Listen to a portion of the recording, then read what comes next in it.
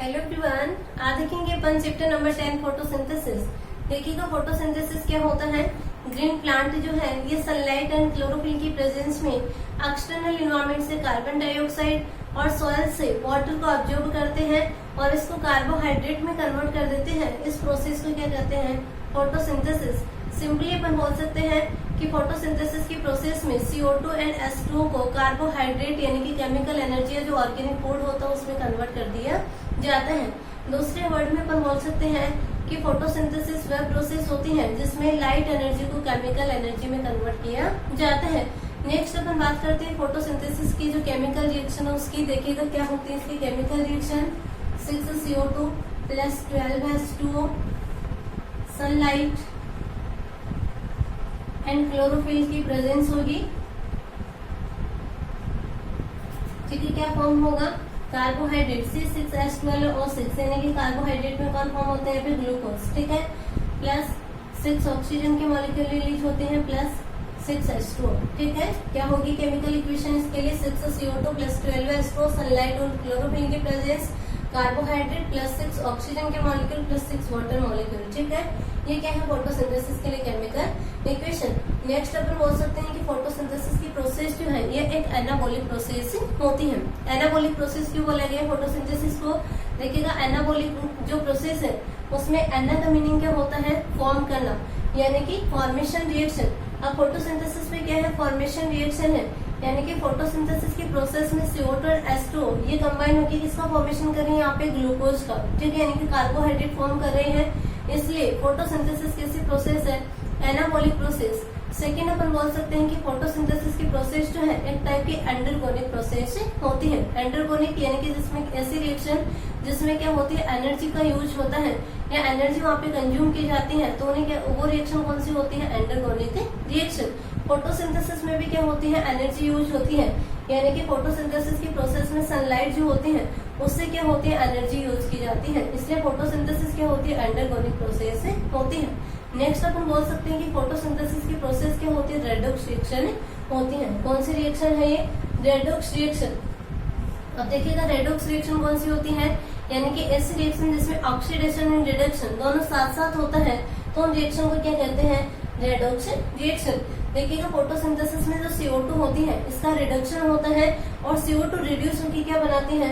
Carbohydrate यानी कि glucose का फॉर्मेशन करती है।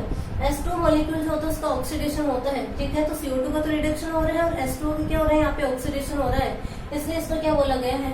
Redox reaction. ठीक है, नेक्स्ट यहाँ पे एक इम्पोर्टेंट चीज है। देखिएगा फोटोसिंथेसिस की प्रोसेस में ऑक्सीजन गैस इवॉल्व होती है, यानी कि ये अपन बोल सकते हैं कि ऑक्सीजन जो होती है फोटोसिंथेसिस में रिलीज होती है। अब ये ऑक्सीजन रिलीज हो रही है वो CO2 मॉलिक्यूल से रिलीज हो रही है फिर H2O मॉलिक्यूल से। देखिएगा फोटोसिंथेसिस की प्रोसेस में ऑक्सीजन जो होती है किससे इवॉल्व होती है? H2O से, यानी कि H2 मॉलिक्यूल जो है इसका फोटोलाइसिस होता है और फोटोलाइसिस से क्या होती है? ऑक्सीजन इवॉल्व होती है। फोटोलाइसिस का मीनिंग क्या होता है? फोटो का मतलब लाइट होता है और लाइसिस का मतलब डिग्रेड होना या अपघटित होना। ठीक है, तो लाइट की प्रेजेंस में H2 डिग्रेड क्या फॉर्म करता है? O2 फॉर्म करता है। ठीक है, तो O2 जो है कहाँ से इवॉल्व होती है? H2O से इवॉल्व होती है। नेक्स्ट अपन फोटोसिंथेसिस की हिस्ट्री की बात करें तो देखिएगा history of photosynthesis. History of photosynthesis.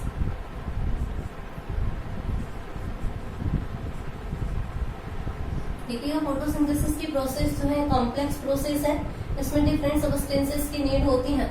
इन जो डिफरेंट सबस्टेंसेस हैं इसके बारे में अलग अलग साइंटिस्ट ने बताया। देखिएगा कौन कौन से साइंटिस्ट थे सबका अपन डिटेल में देखते हैं। फर्स्ट साइंटिस्ट है यहाँ पे स्टीफन हेल्स। स्टीफन हेल्स जो है इन्हें क्या कहते हैं? Father of plant physiology. Father of plant physiology. Plant physiology के फादर कौन है? स्टीफन हेल्स। स्टीफन हेल्स ने क्या कहा कि फोटोसिंथेसिस की प्रोसेस में जो फूड फॉर्म होता है उसके लिए किसकी रिक्वायरमेंट होती है? सनलाइट की रिक्वायरमेंट होती है। ठीक है, तो फर्स्ट हो जाएगा स्टीफन हेल्स। सेकेंड अपन बात करते हैं, देखिएगा एक को देखते हैं CO2।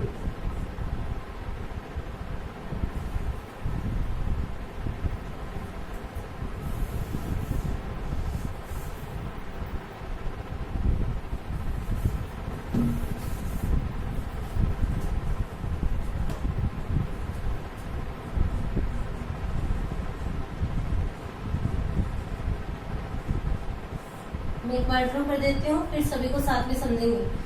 CO2 जो है जेन्स NaBr,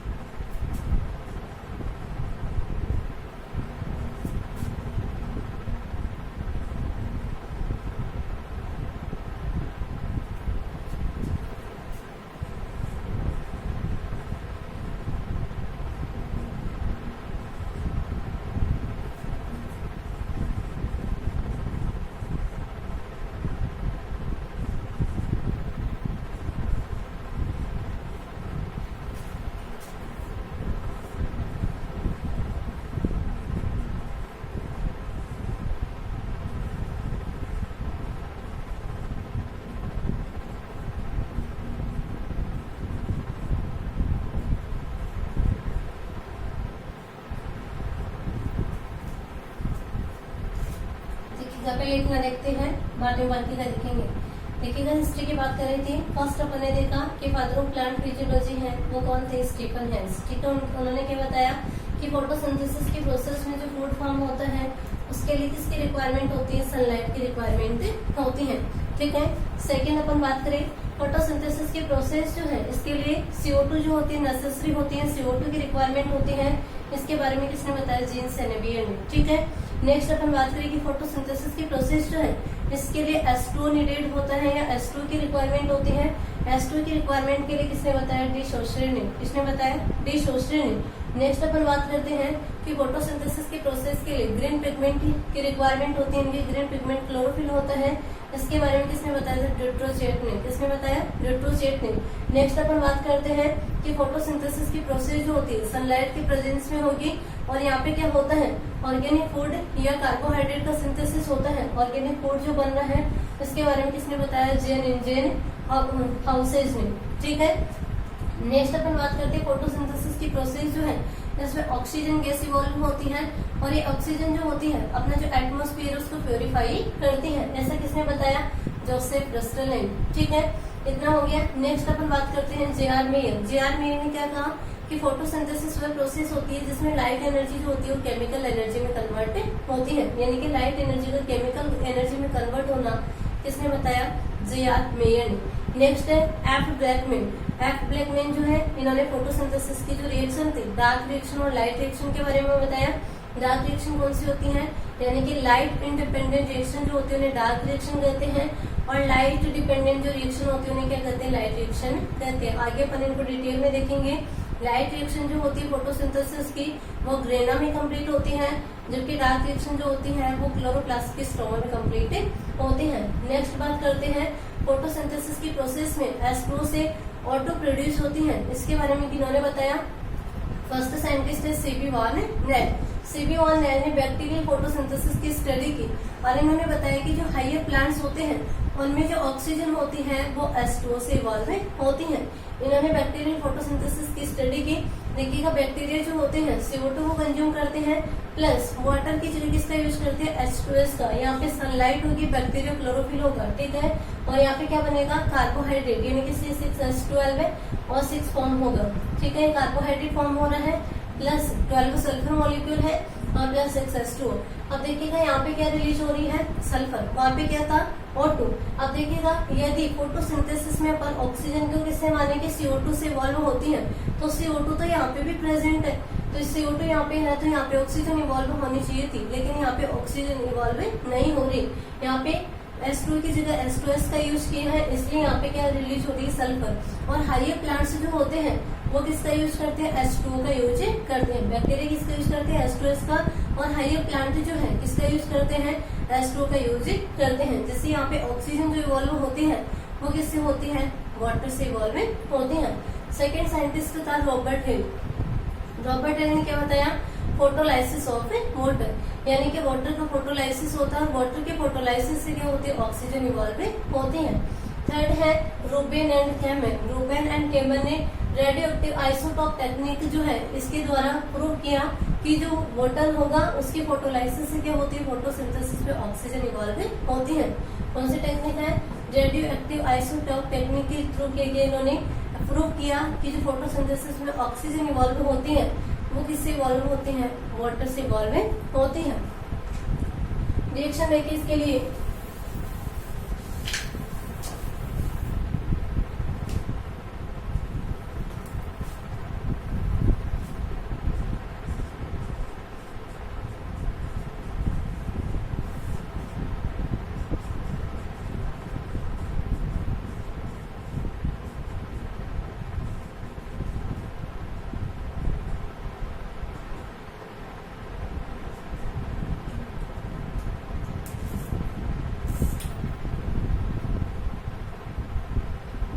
देखिएगा, रेडियोएक्टिव आइसोटोप टेक्निक के थ्रू उन्होंने क्या किया, ऑक्सीजन के 2 आइसोटोप होते हैं, O16 और O18। तो उन्होंने ये जो ऑक्सीजन थी O16 से लेबल किया और इसको किससे लेबल किया, O18 से, ठीक है। तो उन्होंने देखा कि फोटोसिंथेसिस की ड्यूरिंग जो ऑक्सीजन इवॉल्व होती है वो कौन सी ऑप्टेन होती है, इनको 18 आइसोटोप वाली, ठीक है। तो इस एक्सपेरिमेंट से प्रूव किया कि जो ऑक्सीजन इवॉल्व होती है वो किससे इवॉल्व हो रही है, H2O से, क्योंकि H2O में 18 वाली थी, बाकी सब में कौन सी है, 16। तो यहाँ पे O2 में कौन सी मिल रही है, 18 वाली। तो बोल सकते हैं कि वाटर से क्या होती है, फोटोसिंथेसिस में ऑक्सीजन इवॉल्व होती है, ठीक है। नेक्स्ट देखते हैं,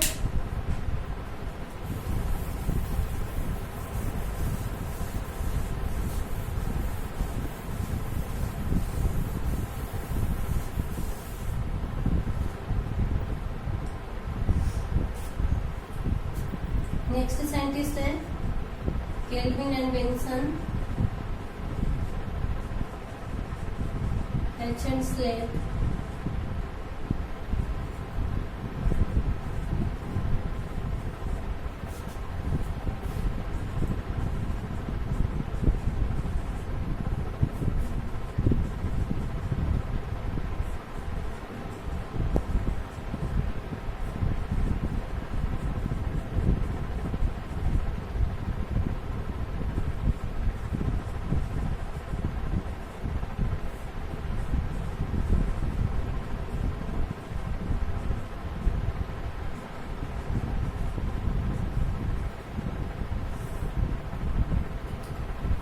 नेक्स्ट साइंटिस्ट है केल्विन एंड बेंसन। इन्होंने C3 साइकिल की डिस्कवरी की, आगे अपन ये भी डिटेल में पढ़ेंगे। हाइजेंट स्लेट ने C4 साइकिल की डिस्कवरी की।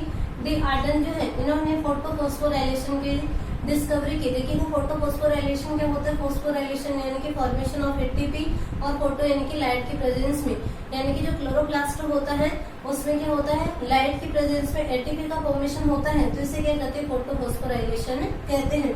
ठीक है, फिर है पी मिचेल ने कीमोस्मोटिक हाइपोथेसिस प्रोवाइड की। ठीक है, तो ये हो जाएगी साइंटिस्ट की, मतलब जो फोटोसिंथेसिस की हिस्ट्री थी वो कंप्लीट होती है। नेक्स्ट अपन बात करते हैं यहाँ पे साइट ऑफ फोटोसिंथेसिस।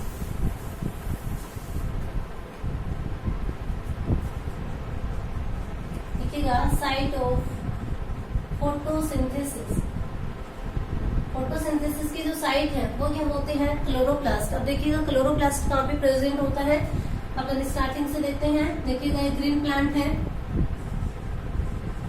फोटोसिंथेसिस किस में होगा, ग्रीन प्लांट में। ग्रीन प्लांट में भी कहाँ पे होता है, लिविश में। कहाँ पे होगा, लिविश में। लिविश की भी अपन स्ट्रक्चर देखिए तो कहाँ पे होता है, मेसोफिल टिश्यू में। कौन से टिश्यू में होता है, मेसोफिल टिश्यू में फोटोसिंथेसिस होता है। मेसोफिल टिश्यू की भी अपन इंटरनल स्ट्रक्चर देखे तो कहाँ पे होता है, क्लोरोप्लास्ट में। कहाँ पे होता है फोटोसिंथेसिस, क्लोरोप्लास्ट में। अब क्लोरोप्लास्ट जो है इसका भी इनर रीजन टू पार्ट में डिवाइड होता है, एक होता है ग्रेना और दूसरा होता है स्ट्रोमा। ग्रेना और स्ट्रोमा। ग्रेना की बात करें तो देखिएगा ग्रेना जो है यहाँ पे क्या होती है, फोटोसिंथेसिस की लाइट रिएक्शन। कौन सी रिएक्शन कंप्लीट होती है, लाइट रिएक्शन। स्ट्रोमा जो है इसमें कौन सी रिएक्शन कंप्लीट होती है, डार्क रिएक्शन। ठीक है, ग्रेना जो है इसमें क्या होते हैं, थाइलेकोइड। थाइलेकोइड जो होते हैं इसमें क्या होते हैं, क्वांटासोम। क्वांटासोम, और क्वांटासोम में क्या होता है, क्लोरोफिल। और इस क्लोरोफिल के द्वारा क्या होता है, फोटोसिंथेसिस से होता है। ठीक है, देखिएगा फोटोसिंथेसिस की प्रोसेस अपन प्लांट में बात करें तो ग्रीन प्लांट में होती है। ग्रीन प्लांट में भी कहाँ पे होगी, लिविश में। लिविश में भी कहाँ पे होगी, मेसोफिल टिश्यू में। मेसोफिल टिश्यू में भी कहाँ पे होगी, क्लोरोप्लास्ट में। और क्लोरोप्लास्ट का इनर रीजन जो होता है टू पार्ट में डिवाइड होता है, ग्रेना एंड स्ट्रोमा। ग्रेना में लाइट रिएक्शन कंप्लीट होती है, स्ट्रोमा में डार्क रिएक्शन कंप्लीट होती है। ग्रेना में बात करें तो थाइलेकोइड होती है, थाइलेकोइड में क्वांटासोम होते हैं, क्वांटासोम में क्या प्रेजेंट होते हैं, क्लोरोफिल प्रेजेंट होते हैं। और ये क्लोरोफिल क्या होता है, फोटोसिंथेटिक पिगमेंट होता है। नेक्स्ट अपन बात करते हैं स्ट्रक्चर ऑफ क्लोरोप्लास्ट।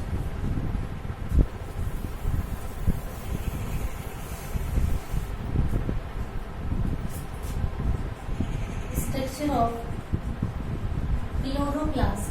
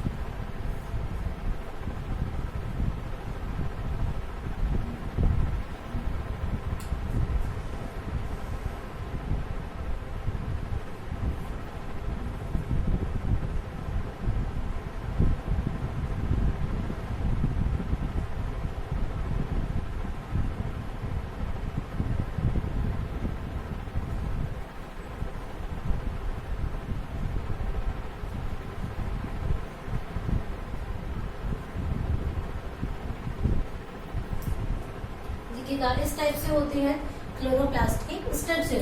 देखिएगा क्लोरोप्लास्ट जो है एक डबल मेम्ब्रेनस सेल ऑर्गेनेल होता है। कैसा सेल ऑर्गेनेल है? डबल मेम्ब्रेनस सेल ऑर्गेनेल होता है।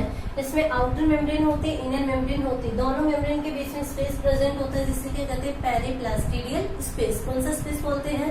पेरिप्लास्टिडियल स्पेस। आउटर मेम्ब्रेन जो होती है प्रोटीन के लिए परमेबल होती है, इनर मेम्ब्रेन जो होती है प्रोटीन के लिए इम्परमेबल होती है।